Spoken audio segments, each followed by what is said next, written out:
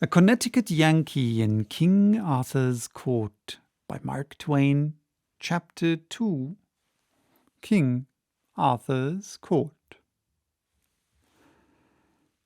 The moment I got a chance, I slipped aside privately and touched an ancient, common-looking man on the shoulder and said in an insinuating, confidential way, "Friend, do me a kindness.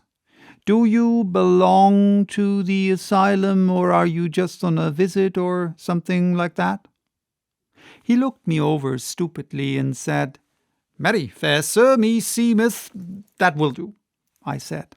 "I reckon you're a patient." I moved away cogitating and at the same time keeping an eye out for any chance passenger in his right mind that might come along and give me some light. I judged I had found one presently, so I drew him aside and said in his ear, "If I could see the head keeper a minute, only just a minute." "Prithee do not let me." "Let you what?" "Hinder me, then, if the word please thee better." Then he went on to say he was an undercook and could not stop to gossip, though he would like it another time, for it would comfort his very liver to know where I got my clothes. As he started away, he pointed and said yonder was one who was idle enough for my purpose and was seeking me besides, no doubt. This was an airy, slim boy in shrimp-coloured tights that made him look like a forked carrot. The rest of his gear was blue silk and dainty laces and ruffles, and he had long yellow curls and wore a plumed pink satin cap tilted complacently over his ear. By his look he was good-natured, by his gait he was satisfied with himself. He was pretty enough to frame. He arrived, looked me over with a smiling and impudent curiosity, said he had come for me, and informed me that he was a page. "Go long," I said. "You ain't more than a paragraph." It was pretty severe, but I was nettled. However, it never fazed him. He didn't appear to know he was hurt. He began to talk and laugh in happy, thoughtless, boyish fashion as we walked along, and made himself old friends with me at once, asked me all sorts of questions about myself and about my clothes, but never waited for an answer, always chattered straight ahead as if he didn't know he had asked a question and wasn't expecting any reply, until at last he happened to mention that he was born in the beginning of the year 513. It made the cold chills creep over me. I stopped and said a little faintly, "Maybe I didn't hear you just right. Say it again, and say it slow. What year was it?" 513. 513. You don't look it. Come, my boy, I'm a stranger and friendless. Be honest and honorable with me. Are you in your right mind? He said he was. Are these other people in their right minds? He said they were. And this isn't an asylum? I mean, it isn't a place where they cure crazy people? He said it wasn't. Well then, I said, either I'm a lunatic or something just as awful has happened. Now tell me, honest and true, where am I? In King Arthur's court. I waited a minute to let that idea shudder its way home, and then said, "And according to your notions, what year is it now?" 528, 19th of June. I felt the mournful sinking at the heart, and muttered, "I shall never see my friends again. Never. Never again. They will not be born for more than 1,300 years yet. I seemed to believe the boy. I didn't know why. Something in me seemed to believe him. My consciousness, as you may say, but my reason didn't. My reason straightway began to clamor. That was natural. I didn't know how to go about satisfying it because I knew that the testimony of men wouldn't serve. My reason would say they were lunatics and throw out their evidence. But all of a sudden I stumbled on the very thing just by luck. I knew that the only total eclipse of the sun in the first half of the 6th century occurred on the 21st of June, A.D. 528 OS, and began at 3 minutes after 12 noon. I also knew that no total eclipse of the sun was due in what to me was the present year, i.e. 1879. So, if I could keep my anxiety and curiosity from eating the heart out of me for 48 hours, I should then find out for certain whether this boy was telling me the truth or not.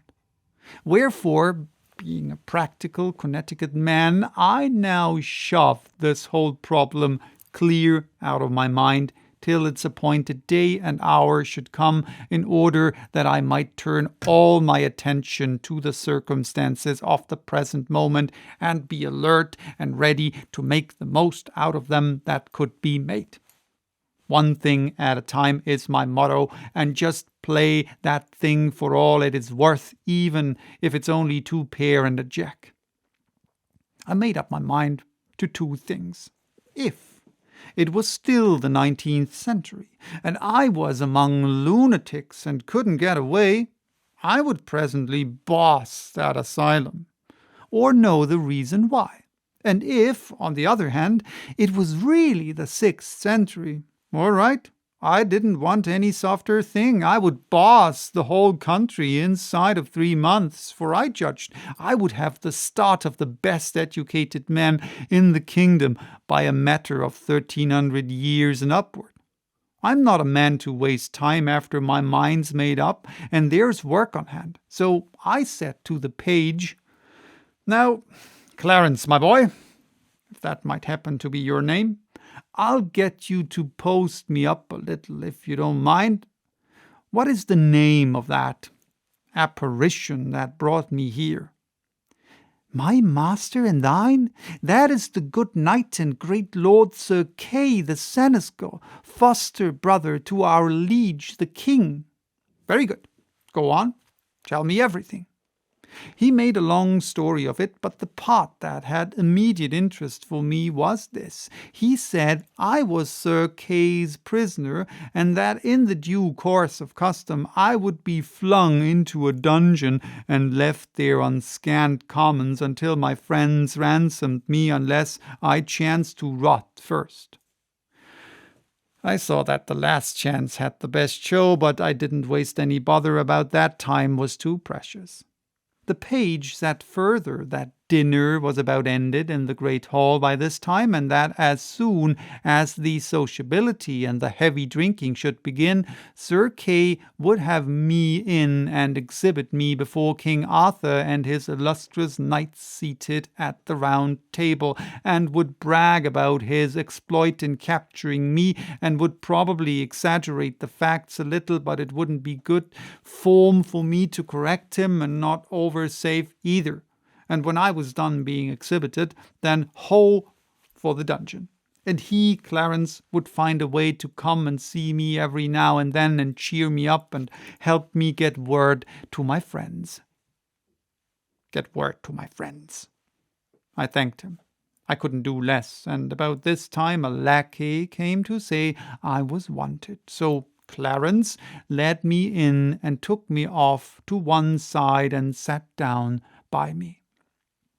Well, it was a curious kind of spectacle and interesting.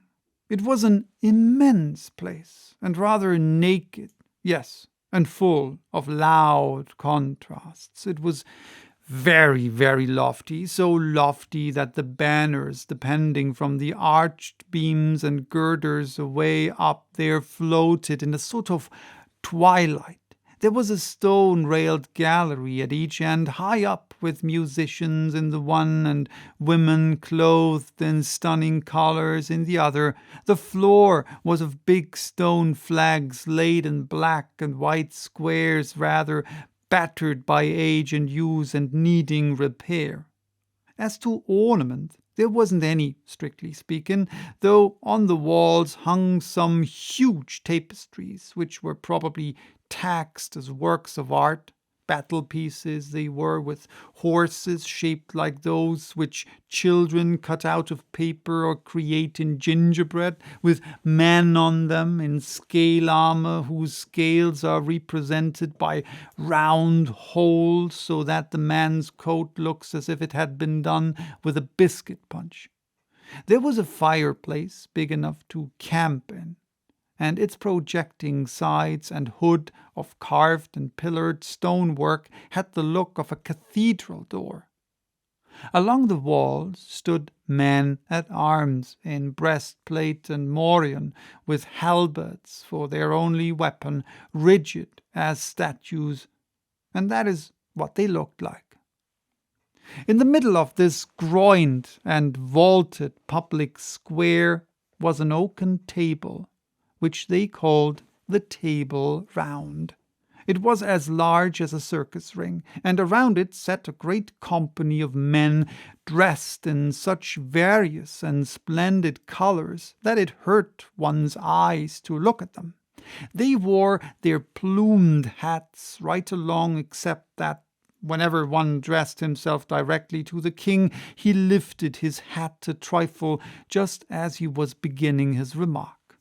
Mainly they were drinking from entire ox horns, but a few were still munching bread or gnawing beef bones.